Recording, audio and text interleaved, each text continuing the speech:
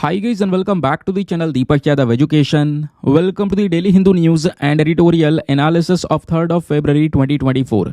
तो गाइज आज है तारीख 3 फरवरी 2024 और है सैटरडे। देखेंगे आज के द हिंदू कंप्लीट न्यूज़पेपर को एनालाइज करेंगे। बट लेक्चर में आगे बढ़ने से पहले अगर आपको इस लेक्चर का पीडीएफ चाहिए तो क्या करना है, सबसे पहले डाउनलोड करना है टेलीग्राम, देन उसके बाद जाके सर्च बॉक्स में टाइप करना Deepak Yadav education UPSC. As you can see guys आपको ये वाला चैनल मिल जाएगा, इस पर क्लिक करना और जाकर इस चैनल को ज्वाइन कर लेना। यहाँ पे आप लोग डेली बेसिस पे लेक्चर का पीडीएफ डाउनलोड कर पाओगे। नाउ हमेशा की तरह हम लोग अपने लेक्चर को एक मैप के क्वेश्चन के साथ स्टार्ट करेंगे। तो आज आप सभी को मैप में जाकर देखना है थानथाई पेरियार वाइल्ड लाइफ सेंचुरी को कहाँ पर है एग्जैक्टली लोकेटेड, इसको अच्छे से मैप में देखना। देन उसके बाद आकर नीचे कॉमेंट सेक्शन में टाइप करना, जिससे कि आप लोग इसको लंबे समय तक याद रख पाओगे। साथ ही साथ एक क्वेश्चन सॉल्व करेंगे जो कि यूपीएससी प्रीवियस ईयर साल 2016 के प्रीलिम्स में पूछा गया था। डेली बेसिस पे हम लोग यहाँ पर एक प्रीवियस ईयर क्वेश्चन को भी सॉल्व करते हैं। क्वेश्चन क्या बोलता है, तो दोस्तों यहाँ पर एक चीज़ है जिसका नाम है आईएनएस अस्त्रधारिणी। तो आईएनएस अस्त्रधारिणी हाल ही में न्यूज़ में देखने को मिला है। ये क्या है? ऑप्शन नंबर ए एक एम्फीबियस वॉरफेयर शिप, या option number B nuclear powered submarine, या option number C torpedo launch and recovery vessel, या option number D nuclear powered aircraft carrier. तो इसका सही आंसर सभी को नीचे कमेंट सेक्शन में देना है। एटलीस्ट सभी को इसमें पार्टिसिपेट करना है, जैसे मैं आप लोगों से डेली बेसिस पे बोलता हूं। बाय द वे, इसका जो करेक्ट आंसर है वो मैंने आपको टेलीग्राम पर प्रोवाइड करवा दिया है, वहां से भी आप इसको चेकआउट कर सकते हो। और अगर वहां पर आंसर नहीं मिलता है तो भी कोई परेशान होने की जरूरत नहीं है, क्योंकि वीडियो के लास्ट में इसके करेक्ट आंसर का डिस्कशन हम लोग करेंगे। तो चलो शुभ आरंभ करते हैं और चलते हैं सबसे पहले थंबनेल वाले इंपॉर्टेंट आर्टिकल की तरफ। तो दोस्तों आप लोगों ने पेटीएम पेमेंट्स बैंक की जो ये पूरी न्यूज़ चल रही है वो कहीं ना कहीं सुनी होगी, पढ़ी तो होगी ज़रूर से। तो क्या है पूरा मैटर, आज मैं आपको बहुत आसान तरीके से यहाँ पर समझाने वाला हूँ। हुआ क्या, recently reserve bank of India का एक स्टेटमेंट आया, उन्होंने यहाँ पर ऑफिशियली एक ट्वीट भी किया और ये बोला कि 29 फरवरी के बाद से जो पेटीएम पेमेंट बैंक की मोस्टली सर्विसेज हैं वो नहीं चलने वाली, या बहुत सारी जो सर्विसेज हैं पेटीएम की उसके ऊपर में कंप्लीटली बैन लगने वाला है। एक बात ध्यान रखना, पूरे पेटीएम के ऊपर कंप्लीट बैन यानी फुल बैन नहीं लगाया गया है, लेकिन इसकी काफ़ी सारी जो सर्विसेज है दोस्तों वो बंद की जा रही हैं, और अभी बंद नहीं हुई है लेकिन 29 फरवरी के बाद से ये बंद हो जाएंगी। आखिरकार रिजर्व बैंक ऑफ इंडिया ने ऐसा क्यों किया है, ये सब कुछ डिस्कस करेंगे। ये आप देख पाओगे बहुत सारे न्यूज़ आर्टिकल्स यहाँ पर पब्लिश हुए हैं। RBI to cancel Paytm payment bank licence after February 29। ठीक है, क्या है पूरा मैटर, क्यों यहाँ पर आरबीआई इस तरीके से आज के समय पर यह कदम उठा रहा है। पहले तो दोस्तों आप लोग ये सुनो, ये जो पेटीएम पेमेंट बैंक है बहुत सारे लोग, मोस्टली लोग आज के समय पर यूज़ कर रहे होंगे। इसके मिलियंस यूज़र्स आज के समय पर हैं जो कि पेटीएम सर्विसेज का यूज़ कर रहे हैं। तो सर जी इसमें जो पेटीएम की सर्विसेज हैं ये कौन कौन सी सर्विसेज है जिसके ऊपर रोक लगाई जाएगी 29 फरवरी के बाद में? जैसे डिपॉजिट्स एक्सेप्ट करना। दूसरी बात, जैसे आपको पता होगा इनमें वॉलेट्स का यूज़ किया जाता है, वॉलेट्स में आप जो मनी है वो ट्रांसफ़र करते हो। फास्टैग आपको पता होगा जो टोल पर यूज़ किया जाता है, फास्टैग आजकल पेटीएम का आ रहा है। ठीक है, उसके अलावा नेशनल कॉमन मोबिलिटी कार्ड्स हो गए, वो जो कार्ड्स आपको देखने को मिलेंगे जिसका आप यूज़ करते हो अलग अलग जगह पर, है ना। अब यहाँ पर ये कार्ड्स भी इशू करना स्टार्ट कर चुका है, जिसका यूज़ हम मनी विड्रॉ करने के लिए कर सकते हैं या मेट्रो स्टेशंस पर कर सकते हैं। तो ये वाली जो मेन सर्विसेज है दोस्तों यहाँ पर इसको बैन कर दिया जाएगा 29 फरवरी के बाद में। प्रीपेड इंस्ट्रूमेंट्स भी यहाँ पर बैन हो जाएंगे। अच्छा, इतनी सारी सर्विसेज जो मेन सर्विसेज है वो बैन हो जाएंगी, हाँ बिल्कुल। अब जो इसके एग्जिस्टिंग कस्टमर है यानी कि ऑलरेडी जो पेटीएम का यूज़ कर रहे हैं उनके पास में थोड़ा बहुत आगे छूट मिलेगा, यानी कि 29 फरवरी के बाद में भी 15 मार्च तक छूट मिलेगी। जो भी उनके अमाउंट बचा हुआ है सेविंग बैंक्स के अंदर पैसा है वो खर्च कर सकते हैं। सेविंग बैंक्स में जो भी पैसा है वो आगे खर्च कर सकता है, अपना सारा पैसा खत्म कर सकते हैं, उसकी कोई लिमिट नहीं है। बट इसमें जो अमाउंट आप ट्रांसफर अगर करोगे तो उसकी जो लिमिट है वो केवल 29 फरवरी तक है। 29 फरवरी के बाद ये सारे काम नहीं किए जा सकेंगे, ये खुद आरबीआई ने मेंशन कर रखा है। अच्छा, अब इसके पीछे का कारण है क्या? अब दोस्तों कारण यहाँ पर ये भी, अच्छा एक चीज़ और, जो इसके नए कस्टमर्स होंगे, अब फॉर एग्जांपल जैसे आप में से कई सारे लोग ऐसे होंगे जो पेटीएम यूज़ नहीं कर रहे हैं, फ़ोन पे यूज़ कर रहे होंगे या दूसरा कोई पेमेंट बैंक यूज़ कर रहे होंगे। तो जो नए कस्टमर इसके बनेंगे वो 29 फरवरी के बाद नहीं बन सकते। ठीक है, पेटीएम का एक नया कस्टमर कोई नहीं बन सकता 29 फरवरी के बाद। ये सारी सर्विसेज भी बंद हो रही हैं, ये मैंने आपको बताया। अब इसकी वजह से यूज़र्स के ऊपर इम्पैक्ट क्या पड़ेगा? जो इसके ऑलरेडी यूज़र उन पर कोई ज़्यादा बड़ा इम्पैक्ट नहीं पड़ने वाला दोस्तों। उनका जो भी अमाउंट है ठीक है, जो भी उनके वॉलेट में अमाउंट है या सेविंग्स में उनका जो भी सेविंग्स अकाउंट में जो भी अमाउंट है उसका वह यूज़ कर सकते हैं, खर्च कर सकते हैं। ठीक है, खर्च करने की कोई लिमिट नहीं है, लेकिन जो ट्रांसफ़र करने की लिमिट है वो दोस्तों यहाँ पर थोड़े समय तक रहने वाली है, बस 29 फरवरी तक। ठीक है, ये आपको देखने को मिलेगा। अब जैसा कि हम लोग डिस्कस कर ही रहे थे क्यों आरबीआई ने किया, तो दोस्तों मैं आपको बता दूं, जो ये पेटीएम है ना, ये आरबीआई के नज़रों में 2018 से ही खटक रहा है। उसके पीछे का रीज़न यहाँ पर यह है, आरबीआई लगातार पेटीएम वालों को कुछ गाइडलाइंस देता हुआ आया है कि भैया आपको ये जो गाइडलाइंस है इसको फॉलो करनी है। लगातार ये जो इन्फॉर्मेशन है वो देता हुआ आया है। आरबीआई ने लगातार चिंताएं जताई हैं कि जो नो योर कस्टमर होता है ना, केवाईसी जिसको बोलते हैं, उसके रूल्स एंड रेगुलेशंस को लेकर यहाँ पर आरबीआई पेटीएम से बोला है आरबीआई ने कि भाई ये चीज़ें आपने करनी होगी। आईटी रिलेटेड इश्यूज़ को लेकर कुछ चिंताएं व्यक्त की हैं, लेकिन कहीं पर भी पेटीएम ने कोई रिस्पॉन्स नहीं दिया, कहीं पर भी कोई इन्होंने सुधार नहीं किया, जिस वजह से दोस्तों फाइनली यहाँ पर रिजर्व बैंक ऑफ इंडिया को ये कदम उठाना पड़ा। तो ये तो हो गई एक तरफ की बात। दूसरी बात दोस्तों ये भी पता चल रही है न्यूज़ आर्टिकल्स के अंदर में कि जो पेटीएम ये पेमेंट बैंक है, इसकी जो पेरेंट कंपनी है, यानी इससे ऊपर इसकी जो मेन कंपनी है जो इस पूरे पेटीएम पेमेंट बैंक को चला रही है, वो कंपनी कौन सी है? वो कंपनी है 197 कम्युनिकेशन। अब जो 197 कम्युनिकेशन वाली कंपनी है जो कि पेटीएम की पेरेंट कंपनी है, ये भी दोस्तों आरबीआई के नज़रों में आई हुई है। रीज़न यहाँ पर यह है कि इस 197 कम्युनिकेशन के अंदर इस कंपनी के जो शेयर होल्डर्स हैं, ठीक है, जो ओनर हैं, जिनके पास में बहुत सारे शेयर्स हैं, उनमें कई सारी चाइनीज़ एंटिटीज़ भी हैं दोस्तों, चाइना के बड़े बड़े ग्रुप्स भी इन्वॉल्व हैं। तो यहाँ पर एक चिंता ये भी है कि कहीं ना कहीं जो हमारे पेटीएम यूज़र्स हैं उनकी इन्फॉर्मेशन कहीं यहाँ पर सीधा चाइना के साथ में कॉम्प्रोमाइज़ ना हो जाए, ये भी एक प्रॉब्लम नज़र आ रही है। अब ऑब्वियसली बात है, यहाँ पर इस वजह से भी पेटीएम के ऊपर रोक लगाई जा रही है, क्योंकि खुला तो हम यहाँ पर कहेंगे कि नहीं कि भाई ये कंपनी जिसमें चाइनीज़ शेयर होल्डर ज़्यादा है हम इसको बैन कर रहे हैं, ऐसा नहीं है, मतलब ओपनली नहीं बोला जाएगा, बट यहाँ पर ये भी एक रीज़न आपको देखने को मिल सकता है। ठीक है, ये कुछ चीज़ें जो कि लगातार हमारे आर्टिकल्स में कवर की जा रही हैं। मैं आपको बता दूं, लास्ट ईयर आपको पता होगा, मैंने पढ़ाया भी था, अक्टूबर 2023 में रिजर्व बैंक ऑफ इंडिया ने ऑलरेडी लगभग 5 या 6, मुझे याद नहीं आ रहा, 5 पॉइंट समथिंग कुछ करोड़ रुपीस का जो यहाँ पर एक फाइन है वो भी चार्ज किया था इन्हीं पेटीएम पेमेंट बैंक के ऊपर में। ठीक है, ये चार्ज किया गया था क्योंकि कहीं ना कहीं बोला जा रहा था ये जो बैंक है कैसे चल रहा है, इसका कोई ओनर कौन है, अपने ओनर को नहीं एस्टेब्लिश करके बता पा रहे, सारी चीज़ें यहाँ पर इन्फॉर्मेशन हमें खुलकर यहाँ पर नहीं बता पा रहे हैं। तो कई सारी चीज़ें थीं जिसके बेसिस पर लास्ट ईयर भी इनके ऊपर काफ़ी बड़ा जो फाइन है वो चार्ज किया गया था। अब हुआ क्या था कि कहीं ना कहीं साइबर अटैक से गुजरा होगा पेटीएम, और उन्होंने वो जो इन्फॉर्मेशन है वो भी शेयर की, लेकिन बहुत रुकने के बाद शेयर की, बहुत दिनों बाद शेयर की। ऐसे कई सारे और भी केसेस हुए जिसकी वजह से दोस्तों ये सारे के सारे एक्शंस लिए गए और फाइनली यहाँ पर इसके ऊपर में भी रोक लगाई गई है। देखते हैं आगे कुछ सुधार होता है या कुछ बदलाव होता है तो समय के साथ में आर्टिकल्स आएंगे तो आपको अपडेट कर दिया जाएगा। ठीक है, चलिए आगे आते हैं नेक्स्ट आर्टिकल पर। दोस्तों अगर आप आज का द हिंदू न्यूज़पेपर ओपन करते हो तो आपको 1-2 आर्टिकल से के अलावा कोई ज़्यादा काम के आर्टिकल मिलेंगे नहीं, या कुछ ऐसे आर्टिकल है जो ऑलरेडी आप 10 बार 15 बार डिस्कस कर चुके हो, पढ़ चुके हो। ठीक है, अब फॉर एग्जाम्पल जैसे ये आर्टिकल है थोड़ा काम का है तो ये आर्टिकल इंक्लूड कर दिया है।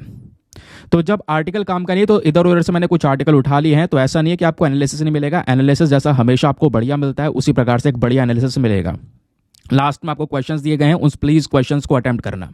ठीक है, तो आज के न्यूज़पेपर में पेज नंबर 12 पर ये आर्टिकल प्रेजेंट है जिसको हम जीएस पेपर नंबर 2 पॉलिटी से specially government policies and schemes के पॉइंट ऑफ व्यू से लिंक करेंगे। ठीक है, यहाँ पर दोस्तों बात ये की जा रही है जो हमारी केंद्र सरकार है वो अभी सोलर स्कीम को ज़्यादा से ज़्यादा प्रमोट करने की कोशिश कर रही है। ठीक है, यानी लोगों के छतों पर ये सोलर पैनल्स को ज़्यादा से ज़्यादा प्रमोट किया जा सके, जिससे क्या होगा जो हमारा रिन्यूएबल एनर्जी है दोस्तों इसका ज़्यादा प्रमोशन होगा, है ना। आपको पता ही है कि लगातार इंडिया के ऊपर प्रेशर पड़ रहा है और भी कई सारी कंट्रीज़ के ऊपर प्रेशर पड़ रहा है जो कि लगातार पोल्यूशन कर रही हैं, और भारत ने अपना एक टारगेट रखा हुआ है नेट ज़ीरो का। ठीक है, अब वो नेट ज़ीरो का टारगेट हमने 2070 तक रखा है कि 2070 के बाद में इंडिया कोई भी पोल्यूशन नहीं करेगा। तो ये सारी चीज़ें अचीव करने के लिए कहीं ना कहीं अभी से ही हमें रिन्यूएबल एनर्जी के ऊपर एक स्पेशल फोकस करना होगा, और सोलर एनर्जी के मामले में जो हमारे बड़े बड़े टारगेट्स हम पहले सेट कर चुके हैं उन टारगेट्स के हिसाब से हम आज के समय पर नहीं चल रहे हैं। तो इसी के लिए रिसेंटली आपको पता होगा प्रधानमंत्री जी ने एक स्कीम का भी अनाउंसमेंट किया हुआ है जिसका नाम है प्रधानमंत्री सूर्योदय योजना। अभी मैं आपको इसके बारे में बताऊंगा। तो केंद्र सरकार का मेन मकसद यह है कि ज़्यादा से ज़्यादा जो घर हैं उनको यहाँ पर ये सोलर एनर्जी का यूज़ करना चाहिए।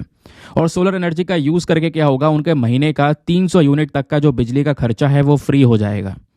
ठीक है, मतलब कि आप कह सकते हो कि बहुत सारा पैसा बचा पाएंगे। इवन इस आर्टिकल में बताया यह जा रहा है कि अगर हम सोलर एनर्जी का यूज़ करते हैं तो इससे जो हर एक महीने में जो घर है, एक घर है, वो आराम से काफ़ी पैसा बचा पाएगा और साल का 15 से 18 हज़ार रुपये यहाँ पर जो इलेक्ट्रिसिटी बिल के ऊपर में खर्च हो रहे हैं वो यहाँ पर बच पाएंगे।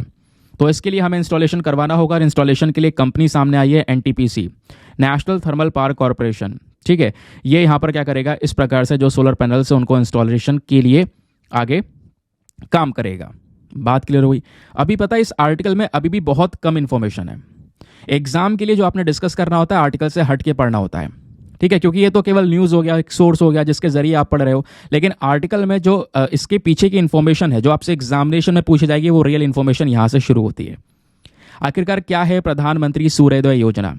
तो दोस्तों इस योजना का अनाउंस किया है ताकि आने वाले समय पर लगभग 1 करोड़ जो घर हैं उनके छतों पर ये रूफटॉप सोलर पावर सिस्टम को लगाया जा सके। जैसे आप घर देख पा रहे हो, इसके ऊपर सोलर पैनल है। क्या होगा, जो सूर्य की ऊर्जा है उससे ये पैनल्स चार्ज होंगे, बैटरी को चार्ज करेंगे, उस बैटरी से आपके घर की बिजली चलेगी। तो यहाँ पर कोई भी ऐसी बिजली जिससे पोल्यूशन पैदा हो रहा है उस बिजली का यूज़ नहीं हो रहेगा। क्योंकि आपको पता है कि जो नॉर्मल इलेक्ट्रिसिटी घरों में आ रही है वो कैसे आ रही है, वो बिजली का उत्पादन ही कोयले को जलाकर किया जा रहा है। समझ गए? तो कोयले को जलाना हमें रोकना है, हमें यहाँ पर रिन्यूएबल एनर्जी के ऊपर फोकस करना है, रिन्यूएबल एनर्जी जिसके पीछे कोई ऐसा प्रदूषण नहीं हो रहा है। तो इसी तरीके से छतों पर सोलर पैनल्स या सोलर सिस्टम्स को प्रमोट करने के लिए ऑलरेडी कई सारी स्कीम्स हमारे पास में हैं। फॉर एग्जाम्पल 2014 में भारत सरकार ने रूफटॉप सोलर प्रोग्राम लॉन्च किया था। इस प्रोग्राम का जो मेन मकसद था वो ये था कि भाई हम लोग क्या करेंगे, 2022 तक 40,000 मेगावाट तक की जो इंस्टॉल्ड कैपेसिटी है यहाँ तक पहुँच जाएंगे सोलर एनर्जी के मामले में। लेकिन ऐसा हो नहीं पाया दोस्तों। जो अचीवमेंट्स है वो बहुत पीछे हैं, जो ये टारगेट है वो हम अचीव नहीं कर पाए। 2023 आ गया और 2023 भी खत्म हो गया, अब 2024 आ गया, 2024 का एक महीना भी खत्म हो गया। लेकिन यहाँ पर जो ये सोलर एनर्जी जनरेशन है वो केवल 11 गीगावाट तक यहाँ पर रह गई है। तो जो एनर्जी जनरेट हो रही है वो बहुत कम है। इसी के बेसिस पर सरकार ने जो अपना इस स्कीम का डेडलाइन था कि 2022 के अंत तक हम इतना जनरेट करेंगे, 40 गीगावाट तक की एनर्जी जनरेट करेंगे, वो तो अचीव नहीं हो पाया। तो अब 2026 तक कह दिया है कि 2026 तक हम 40 गीगावाट तक की एनर्जी जनरेट करेंगे, जिसमें ऑलरेडी 11 गीगावाट जनरेट किया जा चुका है। ठीक है, इतनी कैपेसिटी हमारे पास में है। तो कहीं ना कहीं इसमें अभी भी बहुत सारे सुधार की आवश्यकता है। समझ गए? अब आगे आते हैं। अब पहले यहाँ पे बात करते हैं प्रधानमंत्री सूर्योदय योजना क्यों लाई गई। क्योंकि पहली वाली स्कीम सही तरीके से काम नहीं कर रही हैं, अपने टारगेट्स अचीव नहीं कर रही हैं। तो ये जो स्कीम है इसका एक और नया अटेम्प्ट है। इस स्कीम का भी एक नई कोशिश है कि जो 40 गीगावाट तक का टारगेट है उसको पूरा जल्द से जल्द हम कर सकें। और इस स्कीम से न केवल यहाँ पे जो गरीब लोग हैं, मिडिल क्लास पीपल हैं, उनको फ़ायदा मिलेगा, उनका जो इलेक्ट्रिसिटी बिल है वो भी कम होगा, प्लस इंडिया भी एनर्जी सेक्टर में सेल्फ रिलायंट बन सकेगा। एनर्जी सेक्टर में हम अपने पैरों पर खड़े हो सकेंगे। दूसरी चीज़ दोस्तों, इससे और भी बहुत सारे फ़ायदे होंगे। क्योंकि अगर आप भारत की टोटल सोलर कैपेसिटी देखोगे आज के समय पर कि कितनी हमारी क्षमता है सोलर एनर्जी के मामले में, तो एक ऑफिशियल डेटा है ministry of new and renewable energy का। इस मंत्रालय ने यहाँ पर यह बताया कि जो सोलर पावर की कैपेसिटी, इंस्टॉल्ड कैपेसिटी इंडिया में वो 73.3 गीगावाट 31 गीगावाट तक पहुंच चुकी है दिसंबर 2023 तक। और जो रूफटॉप सोलर इंस्टॉल कैपेसिटी है, यानी कि छतों के ऊपर सोलर पैनल्स की कैपेसिटी की बात करेंगे, तो वो केवल और केवल 11 गीगावाट तक पहुंचा है दिसंबर 2023 तक। हमें यही वाला रूफटॉप सोलर पैनल्स का जो सिस्टम है इसी को प्रमोट करके 40 गीगावाट तक पहुंचाने का टारगेट है। और इसी के लिए यहाँ पर यह प्रधानमंत्री सूर्योदय योजना काम करेगा। तो ओवरऑल दोस्तों यहाँ पर जो ये सोलर पावर है, इस सोलर पावर का एक मेजर शेयर है हमारे देश के रिन्यूएबल एनर्जी सेक्टर में, जो कि 180 गीगावाट तक है। हमें क्या करना है, इसी रिन्यूएबल एनर्जी को ज़्यादा से ज़्यादा बढ़ावा देना है जिससे हम पोल्यूशन को कंट्रोल कर सकें। तो ये तो आपको सोलर कैपेसिटी के मामले में पता चला इंडिया में क्या स्थिति है। अब इस स्थिति को देखते हुए कौन कौन से राज्य बढ़िया परफॉर्म कर रहे हैं ज़रा ये भी डिस्कस कर लेते हैं। तो सोलर कैपेसिटी के मामले में दोस्तों राजस्थान अभी भी टॉप पर है। राजस्थान 18.7 गीगावाट की कैपेसिटी के साथ में टॉप पर बैठा है। गुजरात सेकंड पोजीशन पर है। और जब बात आती है छतों पर सोलर कैपेसिटी की, तो अगेन यहाँ पर गुजरात टॉप पर आ जाता है और महाराष्ट्र सेकंड नंबर पर आता है। ठीक है, तो इस तरीके से दोनों देखना है। एक तो छत वाला अलग है रूफटॉप सोलर कैपेसिटी, और बाकी यहाँ पर जो सोलर प्लांट्स वगैरह लगाए जा रहे हैं वो अलग हैं। तो इनमें स्टेट्स कैसा परफॉर्म कर रहे हैं वो हमने डिस्कस किया। बाकी दोस्तों यहाँ पर एक पर्टिकुलर बॉडी के माध्यम से मेंशन भी किया गया है कि देखो हमें अपने इंडिया की जो सोलर एनर्जी है इसको एक्सपैंड करना बहुत ही ज़्यादा आवश्यक है, क्योंकि एक latest world energy outlook report आई है। और ये वर्ल्ड एनर्जी आउटलुक रिपोर्ट कौन पब्लिश करता है, ध्यान रखना, वेरी वेरी इंपॉर्टेंट पॉइंट, वो है इंटरनेशनल एनर्जी एजेंसी, IEA के नाम से हम इसको जानते हैं। तो इंटरनेशनल एनर्जी एजेंसी जो है, इन्होंने यहाँ पर मेंशन किया है कि इंडिया को कहीं ना कहीं अपना एक बहुत बड़ा सेक्टर जो है रिन्यूएबल एनर्जी में ग्रो करना होगा। ठीक है, IEA क्या है, एक इंटर गवर्नमेंटल ऑर्गेनाइजेशन है, कई सारी कंट्रीज यहाँ पर इसमें मिलकर काम करती हैं। ये बॉडी हमें डेटा, पॉलिसी रिकमेंडेशंस प्लस जो दुनिया भर का एनर्जी सेक्टर है उसका एनालिसिस भी प्रोवाइड करवाता है। ठीक है, जो हमारी डिमांड्स हैं उन डिमांड्स को पूरा करने के लिए एक जो देश है उसको एक रिलायबल सोर्स ऑफ एनर्जी की ज़रूरत है।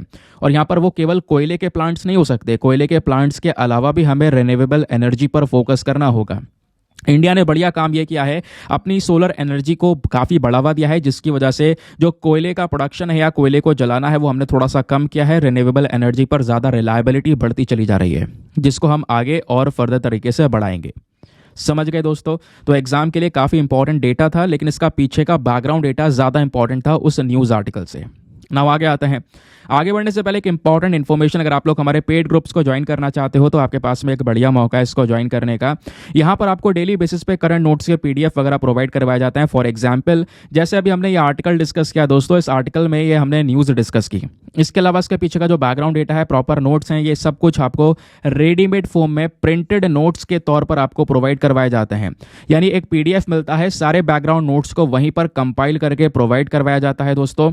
और वो जो PDF होता है वो प्रिंटेड फॉर्म का होता है, चाहो तो आप उसका प्रिंट आउट वगैरह निकलवा सकते हो। सबसे अच्छी बात यह है कि इस ग्रुप में आपका करंट अफेयर का सारा कंटेंट सिक्योर रहता है, डेट वाइज सारा कंटेंट पड़ा हुआ है। ऐसा नहीं है कि आज आप ज्वाइन करोगे तो केवल आज से कंटेंट मिलना स्टार्ट होगा, नहीं, अगर आप आज भी ज्वाइन करोगे तो पुराने PDFs भी आपको वहाँ पे अवेलेबल होंगे।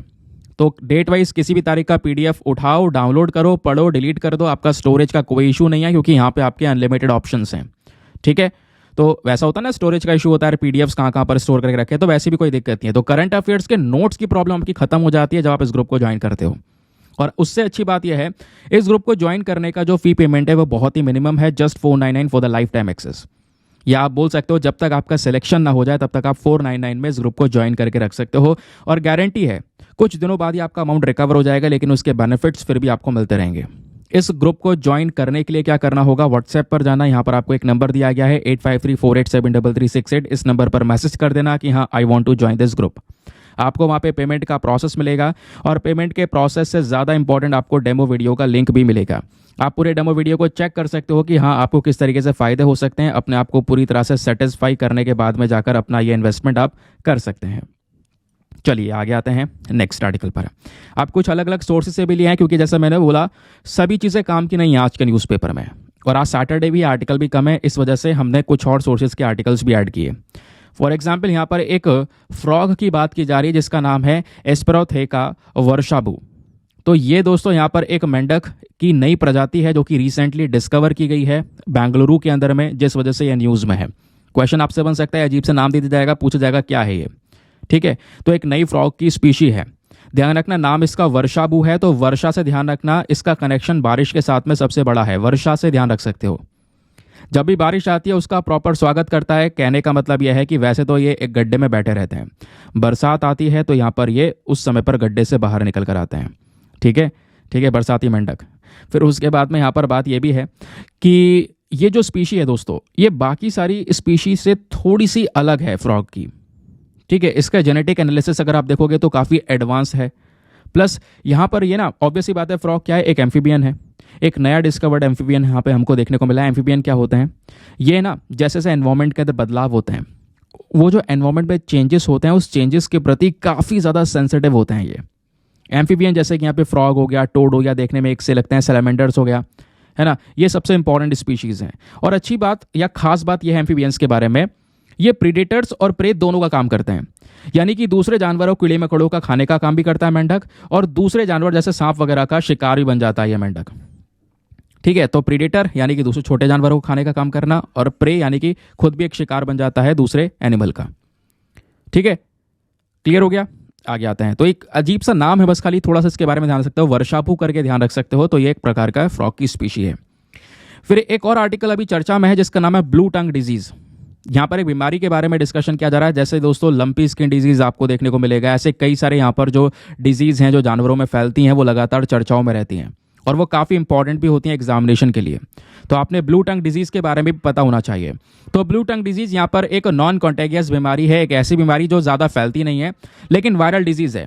ये ज़्यादातर जो हमारे डोमेस्टिक यानी कि जो पालतू जानवर हैं या वाइल्ड एनिमल्स हैं उनको अफेक्ट करता है। अगर हम एनिमल्स की बात करेंगे तो स्पेशली जैसे भेड़िए हो गए, ठीक है, भेड़ हो गई, बेसिकली शीप हो गया, गाय भैंस हो गई, गोट बकरियां हो गई, buffalo, antelope, deer, elk, camels यानी ऊंट, उसके अलावा हिरण, ठीक है, बारहसिंगा, इस प्रकार के एनिमल्स को ज़्यादातर यहाँ पर अफेक्ट करती है ये बीमारी। सवाल यह है कि ये ब्लू टंग डिजीज़ फैलती कैसे है। तो दोस्तों यहाँ पर ये बीमारी ट्रांसमिट होती है इंसेक्ट्स यानी कीड़ों की वजह से, स्पेशली जो मिजिस होती है। मिजिस दोस्तों आपको मच्छरों की तरह नजर आता है, ये आप देख पाओगे, है ना। तो ये जो मिजिस हैं इनकी वजह से ज़्यादातर ये बीमारी फैलती है। ये जो वायरस आपको देखने को मिलेगा जिसकी वजह से ये ब्लू टंग डिजीज़ होती है, बीमारी होती है, ये वायरस रियोविरिडे फैमिली से बिलोंग करता है। इस परिवार से आता है दोस्तों ये वायरस जिसकी वजह से बीमारी फैलती है। सिम्टम्स की बात करेंगे, जब जब यहाँ पर किसी जानवर को ये बीमारी हो जाती है, देखो अलग अलग प्रजाति या अलग अलग जानवरों में अलग अलग प्रकार के सिम्टम्स नजर आते हैं। फॉर एग्जाम्पल जैसे जो भेड़ है, जो शीप होती है, इसकी डेथ तक हो जाती है इस डिजीज़ की वजह से। वेट लॉस होने लगता है, इसके जो ऊपर जो वूल उगता है ऊन की भी इससे ही मिलता है, शीप से मिलता है हमें, तो ऊन का जो ग्रोथ वगैरह है वो भी बिल्कुल कम हो जाता है। अब बात यह है कि जो ये ब्लू टंग डिजीज़ है दोस्तों, ये दुनिया में कहाँ कहाँ पर सबसे ज़्यादा हमको देखने को मिल रही है। तो स्पेशली उन रीजन्स में देखने को मिल रही है जहाँ पर इस प्रकार से मॉस्क्यूटो वगैरह की जो वैक्टर हैं यानी कि ऐसे कीड़े जो इस बीमारी को फैलाते हैं, तो इनकी जहाँ पर पॉपुलेशन ज़्यादा है वहीं पर सबसे ज़्यादा बीमारी है। सिंपल सी बात है, स्पेशली अफ्रीका हो गया, एशिया हो गया, ऑस्ट्रेलिया हो गया, यूरोप हो गया, नॉर्थ अमेरिका हो गया, और भी कई सारे आइलैंड्स आपको नजर आएंगे जहाँ पर ये बीमारी तेज़ी से फैल रही है। अब बात करते हैं ट्रांसमिशन और स्प्रेड की, कैसे बीमारी फैल रही है। फैलने के पीछे का रीज़न यही कीड़े हैं, यही यहाँ पर आप कह सकते हो मच्छर वगैरह हैं, इंसेक्ट वैक्टर हैं, यही मेन रीज़न है जिसकी वजह से ये ब्लू टंग वायरस दोस्तों एक एनिमल से दूसरे एनिमल में फैलता है। ये जो वैक्टर्स हैं कहीं ना कहीं इन्फेक्टेड होते हैं, किससे, इस ब्लू टंग वायरस से। देखो होता क्या है, एक एनिमल है जिसको यहाँ पे बीमारी हो चुकी है, उसका ये खून चूसेगा ये कीड़ा, तो क्या होगा, वो वायरस इसमें आएगा, फिर ये दूसरे को काटेगा तो वायरस दूसरे एनिमल में फैल जाएगा। तो इस तरीके से जो डिजीज़ है एनिमल टू एनिमल स्प्रेड होती रहती है। ठीक है, बात क्लियर हो गई। अगर ये कीड़े खत्म हो जाएं तो ये बीमारी फैलना बंद हो जाएगी, ये इसका मेन रीज़न है। अब जो ये ब्लू टंग वायरस है इसका जो ट्रांसमिशन है वो पूरे साल में देखने को मिलता है, स्पेशली जो बरसात वाला मौसम होता है, रेनी पीरियड्स जो होते हैं, उस समय पर सबसे ज़्यादा ये बीमारी फैलती है। और बीमारी फैलाने वाले यहाँ पर सबसे ज़्यादा इंसेक्ट कीड़े कौन से हैं, मिज, जो कि मॉस्किटो की तरह नज़र आता है। देखो ये मिज है, ठीक है, ये आप देख पाओगे। क्लियर हो गया दोस्तों। चलिए आगे आते हैं नेक्स्ट आर्टिकल पर। एक और आर्टिकल एग्जाम के लिए इंपॉर्टेंट है, specially GS paper number 2 government policies and interventions. यहाँ पर बात की जा रही है वन स्टॉप सेंटर स्कीम के बारे में। तो हुआ क्या है, हाल ही में जो हमारे union minister for women and child development हैं, इन्होंने बोला है कि जो ये वन स्टॉप सेंटर स्कीम है, ये स्कीम महिलाओं की हेल्प करेगी, ऐसी महिलाएं जो कि कहीं ना कहीं वायलेंस को या हिंसा को फेस कर रही हैं। तो ऐसे कई सारे सेंटर दोस्तों बनाए जा रहे हैं हमारे देश के अलग अलग 700 डिस्ट्रिक्ट्स के अंदर में, जिस वजह से वन स्टॉप सेंटर स्कीम चर्चाओं में है। तो एग्जाम के लिए ध्यान रखना होगा। तो पहली चीज़, ये स्कीम क्या है, ये है सेंट्रली स्पॉन्सर्ड स्कीम। यहाँ पर केंद्र सरकार और राज्य सरकार दोनों साथ में मिलकर काम करेंगे। ठीक है, दोनों साथ में मिलकर पैसा खर्च करके इस स्कीम को इम्प्लीमेंट करेंगे। तो ये जो यहाँ पर वन स्टॉप सेंटर स्कीम है, ये एक सेंट्रली स्पॉन्सर्ड स्कीम है। इसको ministry of women and child development के तहत इम्प्लीमेंट किया जाएगा। ऑब्जेक्टिव्स की बात करेंगे तो उसका मेन उद्देश्य यही है, ऐसी महिलाएं जो कहीं ना कहीं हिंसा से अफेक्टेड हैं, चाहे वो प्राइवेट और पब्लिक स्पेसेस दोनों जगह पर हो, ठीक है, कहीं पर भी अगर महिलाओं के साथ में हिंसा हुई है तो उनको सपोर्ट करना, उनको असिस्टेंस प्रोवाइड करवाना, है ना, उनकी हेल्प करना, ये एक मेन मकसद होने वाला है इस वन स्टॉप सेंटर स्कीम का। अब टारगेट ग्रुप्स कौन कौन से हैं, तो स्पेशली कौन कौन सी महिलाओं को सपोर्ट करेगा, तो इसमें यहाँ पर जो गर्ल्स है जिनकी उम्र 18 से कम है ना, वो ज़्यादातर अफेक्ट होती हैं वायलेंस की वजह से, हिंसाओं की वजह से। तो यहाँ पर चाहे कोई सा भी कास्ट हो, क्लास हो, रिलीजन हो, रीजन हो, कैसी भी जगह हो, बेसिकली हर एक महिलाओं को यहाँ पर सपोर्ट देने का काम किया जा रहा है। फंडिंग की बात करेंगे तो इस स्कीम को इम्प्लीमेंट करने के लिए जो फंड है दोस्तों, वो निर्भया फंड से लिया जाने वाला है। Central government 100% financial assistance provide करवाएगा इस स्कीम के तहत। एक जगह पर बताया जा रहा है कि ये सेंट्रल स्पॉन्सर्ड स्कीम है, दूसरी जगह पर बताया जा रहा है कि यहाँ पर 100% फाइनेंशियल असिस्टेंस, अच्छा 100% जो फाइनेंशियल सपोर्ट है दोस्तों वो यहाँ पर मिलता रहेगा यहाँ पर इस स्कीम के तहत हमारी सेंट्रल गवर्नमेंट के माध्यम से। अब बात है एडमिनिस्ट्रेशन की, तो दिन ब दिन यहाँ पर जो इसका इम्प्लीमेंटेशन होगा, जो इसको लागू किया जाएगा और लागू करने के बाद में जो इसको देखभाली करेगा, इसका जो हेड होगा, वो सब देखभाल करने की जो रिस्पॉन्सिबिलिटी है दोस्तों वो डिस्ट्रिक्ट कलेक्टर या डीएम के पास होगी, डिस्ट्रिक्ट मजिस्ट्रेट के पास में होगी। ठीक है, तो ये जो वन स्टॉप सेंटर स्कीम होने वाला है, इससे क्या होगा, इससे यहाँ पे महिलाओं को इमरजेंसी रिस्पांस, रेस्क्यूअल सर्विसेज हो गई, मेडिकल सपोर्ट हो गया, प्लस यहाँ पे महिला को कोई एफआईआर वगैरह लॉन्च करनी है तो उसमें एक सपोर्ट हो गया, काउंसलिंग, लीगल एड हो गया। इस प्रकार की हर एक सपोर्ट प्रोवाइड करवाई जाएगी इस पर्टिकुलर स्कीम के तहत, स्पेशली उन महिलाओं के लिए जिनके साथ में वायलेंस हो रहा है या एक हिंसा हो रही है। समझ में आ गया दोस्तों। नाउ एक और बहुत ही ज़्यादा इंपॉर्टेंट आर्टिकल जो चर्चाओं में है, specially GS paper number 3 environment के साथ में आप इस आर्टिकल को लिंक करोगे। यहाँ पर बात की जा रही है नए रामसर साइट के बारे में। तो दोस्तों हाल ही में यूनियन एनवायरमेंट मिनिस्टर ने बोला है 5 और इंडियन वेटलैंड्स को अभी इस रामसर साइट के लिस्ट में ऐड कर दिया गया है। तो हमारे देश में टोटल 80 रामसर साइट्स हो चुकी हैं दोस्तों। क्या होती हैं रामसर साइट, हर एक चीज़ को हम यहाँ पर डिस्कस करेंगे। ठीक है, तो 5 वेटलैंड्स क्या होती हैं, इस प्रकार की यहाँ पर आप झीलें, नदियाँ, कुछ भी कह सकते हो, वो वेटलैंड होती हैं। स्पेशली वेटलैंड्स वो होते हैं जो आसपास के एनवायरनमेंट को सपोर्ट कर रहे हो, है ना, एनिमल्स को सपोर्ट कर रहे हो, वहाँ पे बर्ड्स आ रही हो, पानी के नीचे काफ़ी सारे एनिमल्स प्रेजेंट हैं, आसपास पेड़ पौधे हैं, तो उन सब चीज़ों को सपोर्ट कर रहा हो वो कहलाता है वेटलैंड। लेकिन जिसकी सुरक्षा हम नहीं कर पा रहे हैं वो ही वाले वेटलैंड को हम क्या करते हैं, इस रामसर साइट में ऐड करते हैं, ताकि अब रामसर साइट में ऐड करने के बाद में, इस लिस्ट में ऐड करने के बाद में क्या होगा, उस वेटलैंड को अब एक हाई प्रोटेक्शन प्रोवाइड करवाई जाएगी। तो दोस्तों अभी 5 वेटलैंड्स को इसमें ऐड कर दिया गया है। ज़रा वो 5 वेटलैंड्स कौन कौन सी हैं सब कुछ डिस्कस करेंगे। पहले इस वाली इंफॉर्मेशन को देखो कि इंडिया में दोस्तों रामसर साइट की जो टोटल अभी संख्या हो चुकी है वो है 80। 5 और वेटलैंड्स यहाँ पर ऐड हो चुके हैं और ये अभी 2 फरवरी जो वर्ल्ड वेटलैंड डे हमने सेलिब्रेट किया है, इस बेसिस पर 5 वेटलैंड्स को ऐड किया है। ये बात खुद गवर्नमेंट ने मेंशन कर रखी है। अच्छा, पहले क्वेश्चन ये भी आता है कि रामसर साइट होती क्या है। रामसर साइट दोस्तों वो वेटलैंड्स होती हैं जिसको एक इंटरनेशनल इंपॉर्टेंस दिया जाता है। ठीक है, एक रामसर की लिस्ट में ऐड किया जाता है। अच्छा, अब ये रामसर क्या है, तो दोस्तों रामसर वैसे बेसिकली ईरान देश के अंदर में एक शहर है। वहाँ पर एक दिन क्या होता है, 1971 में एक अग्रीमेंट होता है, ट्रीटी होती है, इंटरनेशनल ट्रीटी होती है, कई सारी कंट्रीज मिलकर यहाँ पर इस अग्रीमेंट को साइन करती हैं और कहती हैं कि हमारे देश की जो अलग अलग झीलें, नदियाँ होंगी जिनको प्रोटेक्शन की ज़रूरत होगी उनको इन रामसर साइट के अंदर में ऐड किया जाएगा। ठीक है, तो दोस्तों यहाँ पर आप देख पाओगे 2400 से ज़्यादा रामसर साइट्स आपको देखने को मिल जाती हैं पूरे दुनिया भर की, जो इस लिस्ट में ऐड है। क्वेश्चन आता है दुनिया की पहली रामसर साइट कौन सी है, तो दुनिया की पहली रामसर साइट थी कोबुर्ग पेनिनसुला जो ऑस्ट्रेलिया में है।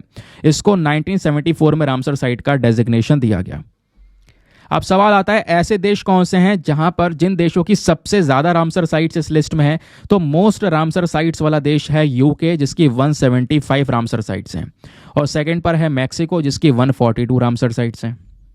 इंडिया के पास में अभी भी 80 रामसर साइट्स हैं। इस रामसर साइट में या इस लिस्ट में ऐड करने का मेन ऑब्जेक्टिव, मेन उद्देश्य क्या है, ताकि इसकी प्रोटेक्शन को और ज़्यादा बढ़ावा दिया जा सके। तो भारत के पास में टोटल 80 हैं, रिसेंटली यहाँ पर 5 नई ऐड हुई हैं। तो 5 वो कौन कौन सी ऐड हुई हैं, ज़रा पाँचों के नाम दोस्तों आप यहाँ पे देख सकते हो। पहली है करावेती बर्ड सेंचुरी, ये इसको भी रामसर साइट में ऐड किया गया, ये तमिलनाडु में है। दूसरी है मगादी केरा कंजर्वेशन रिजर्व, ये कर्नाटका में है। देन है लॉन्गवुड शोला रिजर्व फास्ट, ये तमिलनाडु में है। देन है यहाँ पर अंकासा मुडरा बर्ड कंजर्वेशन रिजर्व, ये कर्नाटका में है। फिर है अग्नाशिनी एस्टुअरी, ये कर्नाटका में है। तो कर्नाटका की 3 है और तमिलनाडु की 2 है। लोकेशंस आर वेरी इंपॉर्टेंट क्योंकि यहीं से क्वेश्चन बन जाएगा, पूछ लिया जाएगा ये बर्ड सेंचुरी हाल ही में न्यूज़ में है, ये कहाँ पे है, कहाँ पर लोकेटेड है। तो दोस्तों ये लोकेशन और बाकी कौन कौन सी बर्ड सेंचुरी हैं वो मैंने आपको बता दिया है। तो अब बात करते हैं इंडिया में कौन कौन से राज्य हैं जहां पर सबसे ज़्यादा रामसर साइट्स हैं। तो इंडिया के अंदर में तमिलनाडु है, तमिलनाडु के पास में 16 रामसर साइट्स हैं। उत्तर प्रदेश में 10 रामसर साइट्स हैं, ओडिशा की 6 हैं और पंजाब की 6 आपको नजर आती हैं। तो ये हमारे टॉप 4 स्टेट्स आपको नजर आएंगे। अब ये जो 5 रामसर साइट्स हैं इनके बारे में डिटेल से जानना है तो आप यहाँ से जान सकते हो। फॉर एग्जाम्पल जैसे अंकासा मुद्रा बायोस बर्ड कंजर्वेशन रिजर्व आपको देखने को मिलेगा। ठीक है। यहाँ पर कई सारी जो बर्ड्स हैं उनकी पॉपुलेशन आपको देखने को मिलती है। Painted stock, black headed ibis, इस प्रकार की एनिमल्स, ये बर्ड्स जो हैं यहाँ पर नज़र आती हैं। फिर आपको एक दूसरी अगनाशिनी एस्टुअरी देखने को मिल जाती है। ये सब कर्नाटका वाली हैं, ठीक है। ये भी कर्नाटका में है, इसके नीचे वाली भी कर्नाटका में है ना। ये आप देख पाओगे यहाँ पे खारा पानी पाया जाता है। ये जो वेटलैंड है ये फिश फार्मिंग में काफ़ी हेल्प करता है। इसी प्रकार से मगड़ी केरा कंजर्वेशन रिजर्व है, ये मैनमेड वेटलैंड है, लोगों के थ्रू यहाँ पर बनाया गया, कंस्ट्रक्ट किया गया है ताकि बारिश के पानी को यहाँ पर स्टोर किया जा सके, फिर बाद में सिंचाई के लिए यूज़ किया जा सके, ठीक है। और फिर उसके बाद में अगर आप देख पाओगे एक है और कारावती बर्ड सेंचुरी आपको यहाँ पर देखने को मिल जाएगा। लॉन्गवुड शोला रिजर्व फॉरेस्ट देखने को मिल जाएगा। ये जो लॉन्गवुड शोला रिजर्व फॉरेस्ट है, यहाँ पर जो ये वर्ड है शोला, ये लिया गया है तमिल वर्ड सोलाई से, जिसका मतलब होता है ट्रॉपिकल रेन फॉरेस्ट, ठीक है। तो ये दोस्तों आप इसके बारे में ज़रूर से ध्यान में रख सकते हैं। बेसिक चीज़ें मैंने आपको बता दी हैं। ये वाला फ़ोटो बेहतरीन है, इसको जितना आप अपना बचा के रख सकते हो, ठीक है, रख लेना। PDF आपको मिल जाएगा, वहाँ से आप इसको डाउनलोड कर सकते हैं। चलिए आगे आते हैं नेक्स्ट आर्टिकल पर। नाउ अगले आर्टिकल में दोस्तों ब्लैक क्राउन्ड नाइट हेरोन के बारे में बात की गई है। ये एक बर्ड है जो कि रिसेंटली न्यूज़ में है। Again GS paper number 3 environment के पॉइंट ऑफ व्यू से इंपॉर्टेंट आर्टिकल है। तो यहाँ पर ये जो journal black crowned night Heron bird आपको देखने को मिली है, हाल ही में इम्फॉल के एक लोकल पॉन्ड में यहाँ पर आती है, जिसके बाद इसकी मृत्यु हुई है, जिस वजह से यह न्यूज़ में है, ठीक है। तो ब्लैक क्राउन नाइट हेरोन जो है दोस्तों एक मीडियम साइज़ की बर्ड नज़र आती है, जिसकी जो बॉडी है, अगर आप इसकी बॉडी देखोगे, आईज़ थोड़ी सी रेडिश कलर की है, हेड ब्लैक कलर का है ना, ये आप देख पाओगे। बाकी इसका जो कद है वो ज़्यादा कोई बड़ा नहीं है, छोटा सा कद आपको देखने को मिलता है। इसका साइंटिफिक नेम क्या है? इसका साइंटिफिक नेम है निक्टिकोरेक्स निक्टिकोरेक्स। डिस्ट्रीब्यूशन की बात करेंगे तो ये बर्ड ज़्यादातर नॉर्थ अमेरिका में देखने को मिलती है। नॉर्थ अमेरिका के साथ साथ यहाँ पर सेंट्रल अमेरिका और कैरेबियन एरियाज़, जो कैरिबियन आइलैंड मतलब कंट्रीज़ आपको नज़र आती हैं कैरिबियन सी में, ठीक है। तो ध्यान रखना, नॉर्थ अमेरिका, सेंट्रल अमेरिका और कैरिबियन जो आइलैंड कंट्रीज़ हैं वहाँ पर ये बर्ड्स पाई जाती हैं।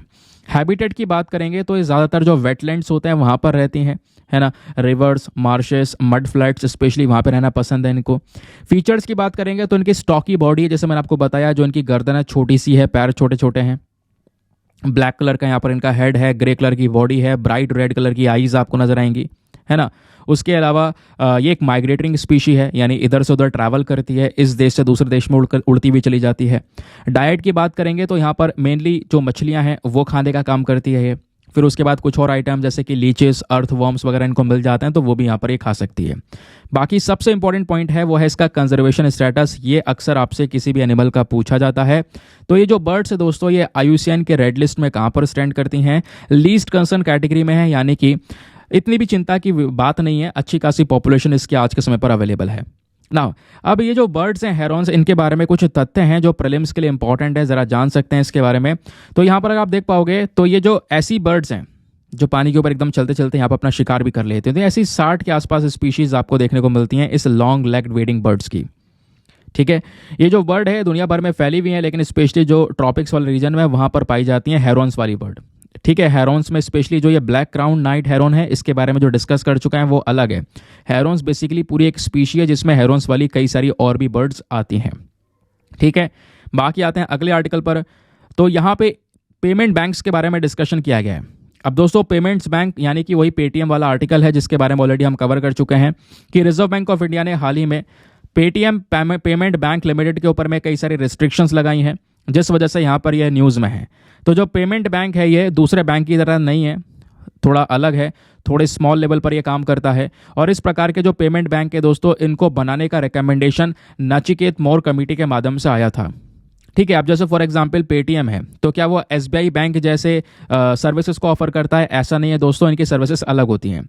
ये वाले जो बैंक होते हैं पेमेंट बैंक्स वाले जो होते हैं, ये पेमेंट बैंक के बारे में थोड़ा डिस्कस कर लेते हैं, ठीक है। तो इन बैंक को रजिस्टर किया जाता है as a public limited company हमारे कंपनीज एक्ट 2013 के तहत, ठीक है। और इन बैंक को लाइसेंस दिया जाता है, ठीक है। RBI लाइसेंस देता है। लाइसेंस कैसे मिलता है? बैंकिंग रेगुलेशन एक्ट 1949 के सेक्शन 22 के माध्यम से।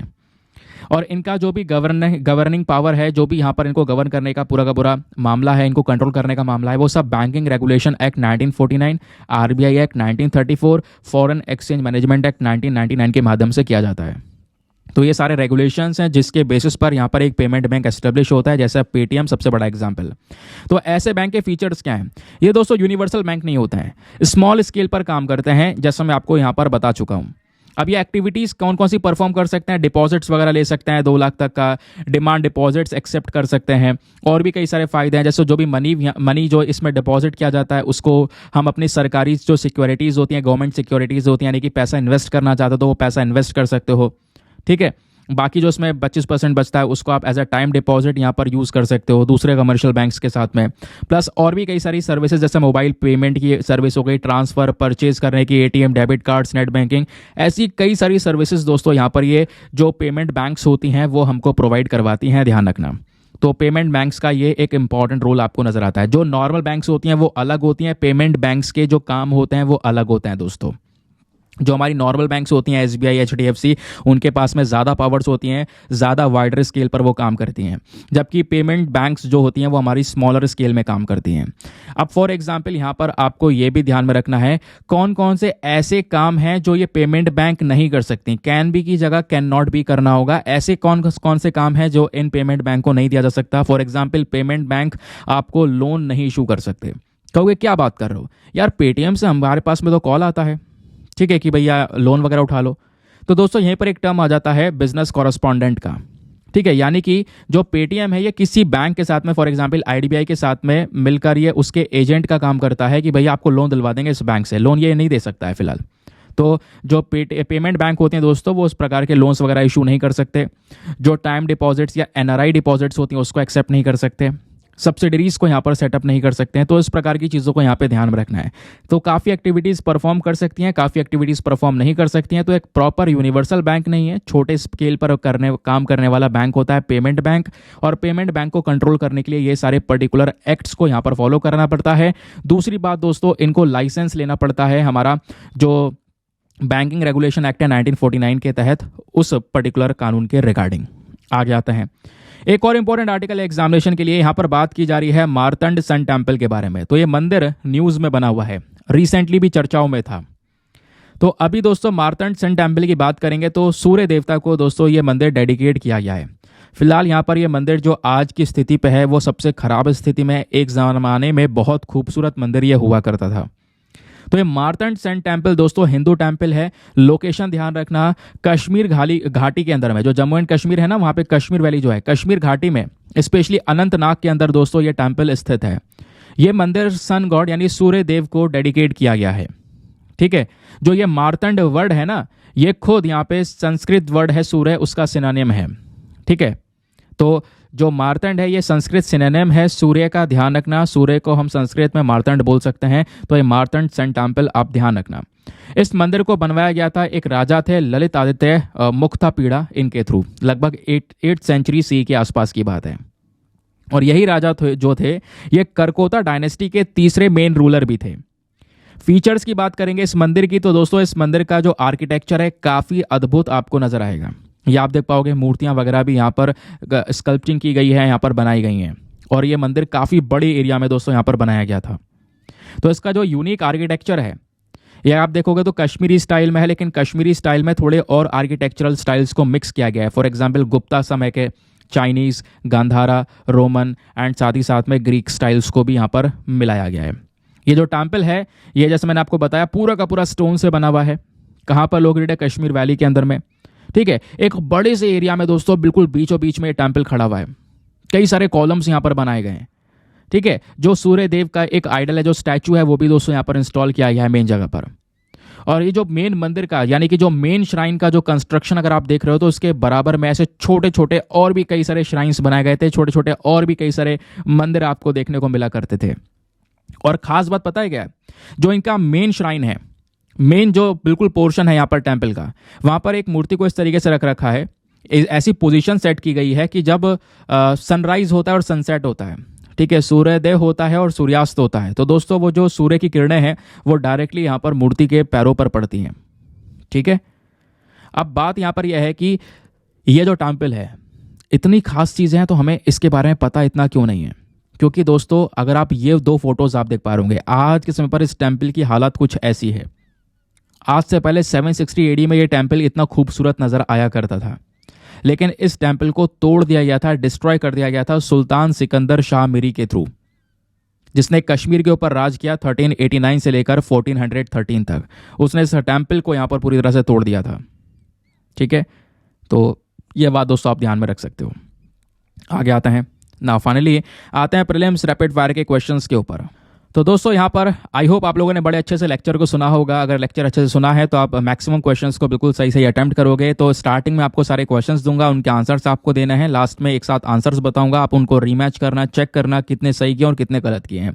क्वेश्चन नंबर 1, यहाँ पे मार्तंड टेम्पल को लेकर आपके सामने 2 स्टेटमेंट्स हैं, बताना है इनमें से कौन सा स्टेटमेंट सही है। पहला, मार्तंड टेम्पल क्या एक शैवाइट टेम्पल है, यानी कि शिवजी को बिलोंग करता है। सेकंड, क्या मार्तंड टेम्पल कश्मीर वैली के अंदर में लोकेटेड है। तो बताओ दोनों स्टेटमेंट्स में से कौन सा स्टेटमेंट सही है। Option A 1 only, B 2 only, C दोनों सही है या डी दोनों के दोनों गलत हैं। नाउ नेक्स्ट क्वेश्चन बात करता है दोस्तों ब्लैक क्राउन नाइट हेरोन के बारे में। तो ब्लैक क्राउन नाइट हेरोन को लेकर 2 स्टेटमेंट्स है, बताना है इन दोनों में से कौन सा स्टेटमेंट सही है। पहला स्टेटमेंट, ये जो बर्ड है मेनली हिमालयन और सेंट्रल एशियन रीजन में पाई जाती है। सेकेंड स्टेटमेंट जो है, ये जो बर्ड है इसको हम लोगों ने IUCN के रेड लिस्ट में एज अ एंडेंजर्ड कैटेगरी के तौर पर कवर किया हुआ है। तो बताओ दोनों स्टेटमेंट्स में से कौन सा स्टेटमेंट सही है। Option A 1 only, B 2 only, C दोनों सही है या डी दोनों के दोनों गलत हैं। नेक्स्ट क्वेश्चन बात करता है वन स्टॉप सेंटर स्कीम के बारे में। तो वन स्टॉप सेंटर स्कीम को लेकर 2 स्टेटमेंट्स हैं, बताना है इन दोनों में से कौन सा स्टेटमेंट सही है। पहला, ये जो स्कीम है ये बहुत डिटेल्ड सपोर्ट और असिस्टेंस प्रोवाइड करवाएगी महिलाओं को जो कि कहीं ना कहीं एक वायलेंस से गुजर रही हैं। सेकेंड स्टेटमेंट बोलता है जो स्कीम है इसको लागू करने के लिए जो मंत्रालय है वो है union ministry of women and child development. तो बताओ दोनों स्टेटमेंट में से कौन सा स्टेटमेंट सही है। Option A 1 only, B 2 only, C दोनों सही है या डी दोनों के दोनों गलत हैं। नेक्स्ट क्वेश्चन बात करता है ब्लू टंग डिजीज के बारे में। तो ब्लू टंग डिजीज को लेकर 3 स्टेटमेंट दिए गए हैं, बताना है इनमें से कितने स्टेटमेंट सही हैं। कौन सा स्टेटमेंट सही है ये नहीं बताना, कितने स्टेटमेंट सही है ये बताना है। पहला, ब्लू टंग डिजीज जो है एक प्रकार का वायरल डिजीज है। सेकंड, ये जो बीमारी है ये इंसेक्ट्स यानी कीड़ों से फैलती है। तीसरा, ये बीमारी ज्यादातर जो पानी में रहने वाले एनिमल्स हैं, एक्वेटिक एनिमल्स, उनको अफेक्ट करती है। तो बताओ तीनों स्टेटमेंट में से कितने स्टेटमेंट सही हैं। ऑप्शन ए केवल 1, बी केवल 2, सी तीनों सही हैं या डी तीनों के तीनों गलत हैं। तो दोस्तों ये थे हमारे सारे के सारे क्वेश्चंस। आई होप आप लोगों ने सभी क्वेश्चंस को बिल्कुल सही सही अटेम्प्ट किया होगा। चलो देखते हैं एक एक करके सभी क्वेश्चंस के आंसर्स को, ताकि आप देख सको आपका स्कोर क्या है। यहाँ पे पूछा गया था ब्लू टंग डिजीज के बारे में कि भैया तीनों स्टेटमेंट में से कितने सही हैं। तो केवल 2 स्टेटमेंट सही है, एक गलत है। पहला सही है, वायरल डिजीज है। दूसरा, हाँ मच्छरों से फैलती है, ये भी सही है, सॉरी इंसेक्ट से फैलती है।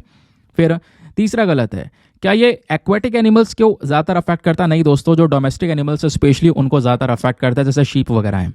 फिर नेक्स्ट क्वेश्चन पूछा गया था वन स्टॉप सेंटर स्कीम को लेकर, बताओ 2 स्टेटमेंट्स है कौन सा सही है। तो यहाँ पे दोनों के दोनों स्टेटमेंट सही है कि हाँ ministry of women and child development इसको लागू कर रहा है। दूसरा, बिल्कुल यहाँ पर एक महिला जो कि वायलेंस से अफेक्टेड है उसको सपोर्ट करने के लिए काम कर रहा है। फिर आपसे पूछा गया ब्लैक क्राउन नाइट हेरोन के बारे में, बताओ 2 स्टेटमेंट्स है, दोनों में से कौन सा सही है। यहाँ पे दोनों के दोनों स्टेटमेंट गलत है, क्योंकि ये जो बर्ड है दोस्तों ये हिमालयन सेंट्रल एशियन नहीं, जो हमारा सेंट्रल अमेरिका है, कैरेबियन एशियन है, वहाँ पर पाई जाती हैं। तो पहला स्टेटमेंट गलत हो गया। दूसरा, इसको IUCN में एंडेंजर्ड नहीं लीस्ट कंसर्न कैटेगरी में कवर किया गया है, आपको बताया गया था। दैट इज वाई नेदर 1 नर 2 इज द करेक्ट आंसर। फिर पूछा गया मार्तंड टेम्पल को लेकर, बताओ 2 स्टेटमेंट है कौन सा सही है। तो यहाँ पर केवल दूसरा वाला सही है, पहला वाला गलत है, क्योंकि ये शेवाइट टेम्पल नहीं है दोस्तों, ये यहाँ पर सन गॉड को डेडिकेट किया गया है। तो पहला स्टेटमेंट गलत है। दूसरा सही है कि हाँ कश्मीर घाटी के अंदर में ये आपको टेम्पल देखने को मिल जाएगा। तो option number B 2 only is the correct answer. तो ये था हमारा पूरा का पूरा डिस्कशन। आई होप आप लोगों ने बड़े एन्जॉयमेंट के साथ में पूरे आर्टिकल्स को, पूरे डिस्कशन को पढ़ा होगा, क्योंकि आज के न्यूज़पेपर में कुछ खास चीज़ें नहीं थी, तो ऑब्वियस सी बात है इस चक्कर में अलग अलग सोर्सेज को ऐड करना पड़ा। नाउ मिलते हैं आपसे अगले वीडियो में। आज के लिए bye bye, have a nice day, thank you and जय हिंद।